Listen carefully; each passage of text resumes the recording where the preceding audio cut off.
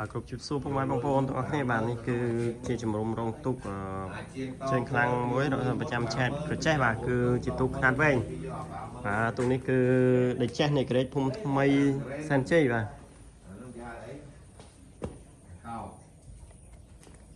ឈ្មោះនៅខាងណាចេះនេះចេះនៃក្រេតភូមិថ្មីធិបតីសែនជ័យបាទជាទូកខ្នាតវែងរបស់ខេត្តកញ្ចេះបាទមានតែ4គ្រឿងឬក៏5ទូកទេឥឡូវនេះបាទហើយចំណែកនេះគឺទូកអធិរាជរាំងសីភូមិថ្មីមានរិទ្ធបាទជាទូកខ្នាតអន្តរជាតិចំណុះ22បាទឥឡូវនេះកំពុងតែកែកុនបានស្អាតបាទនៅក្នុងឆ្នាំ2026នេះបាទគឺត្រៀមចុះទូកបាទ